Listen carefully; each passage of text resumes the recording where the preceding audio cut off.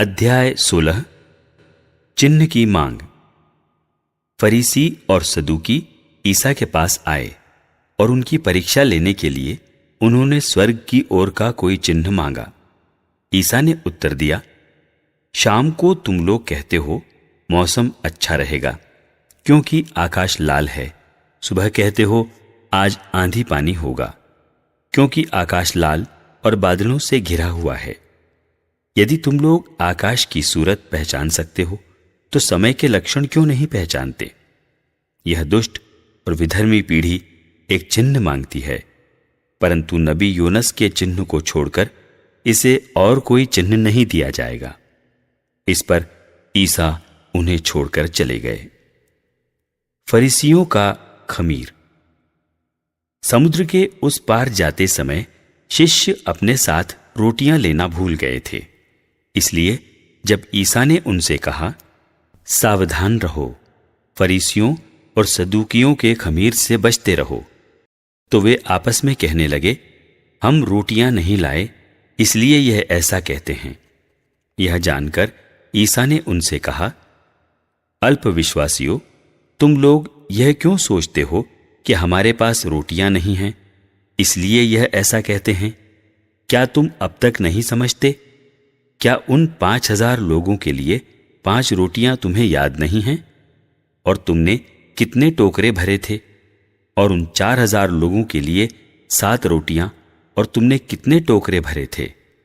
तुम लोग क्यों नहीं समझते कि मैंने रोटियों के बारे में यह नहीं कहा कि फरीसियों और सदूकियों के खमीर से सावधान रहो।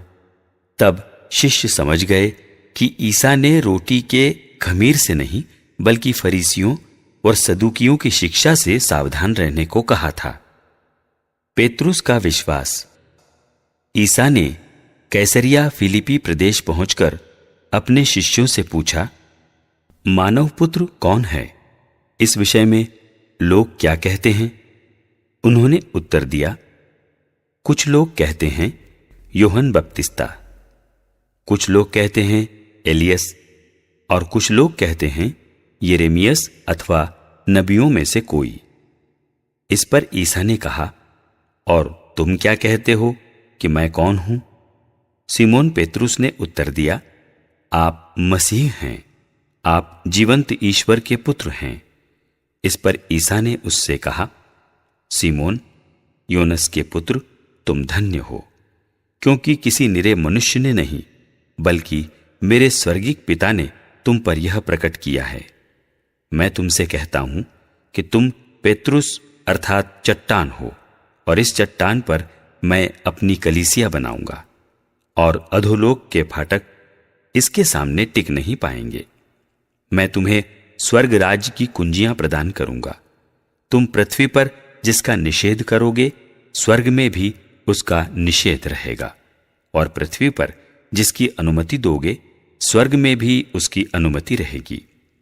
इसके बाद ईसा ने अपने शिष्यों को कड़ी चेतावनी दी कि तुम लोग किसी को भी यह नहीं बताओ कि मैं मसीह हूं। दुख भोग और पुनरुत्थान की प्रथम भविष्यवाणी। उस समय से ईसा अपने शिष्यों को यह समझाने लगे कि मुझे यरूशलेम जाना होगा। नेताओं, महायाजकों और शास्त्रियों की ओर से बहुत दुख उठाना, मार डाला जाना और तीसरे दिन जी उठना होगा। पेत्रुस ईसा को अलग ले गया और उन्हें यह कहते हुए फटकारने लगा, ईश्वर ऐसा न करे, प्रभु, यह आप पर कभी नहीं बीतेगी। इस पर ईसा ने मुड़कर पेत्रुस से कहा, हट जाओ शैतान, तुम मेरे रास्ते में बाधा बन रहे हो। तुम ईश्वर की बातें नहीं बल्कि मनुष्यों की बातें सोचते हो। आत्मत्याग की आवश्यकता।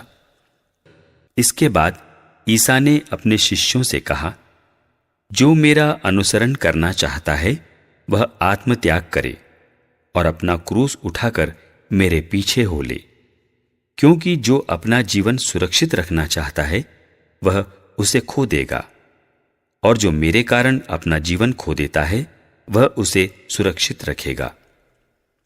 मनुष्य को इससे क्या लाभ यदि वह सारा संसार प्राप्त कर ले लेकिन अपना जीवन ही गंवा दे? अपने जीवन के बदले मनुष्य दे ही क्या सकता है? क्योंकि मानव पुत्र अपने स्वर्ग दूतों के साथ अपने पिता की महिमा सहित आएगा और वह प्रत्येक मनुष्य को उसके कर्म का फल देगा। मैं तुमसे यह कहता हूं, यहां कुछ ऐसे लोग विद्यमान हैं जो तब तक नहीं मरेंगे जब तक वे मानव पुत्र को राजकीय प्रताप के साथ आता हुआ न देख लें।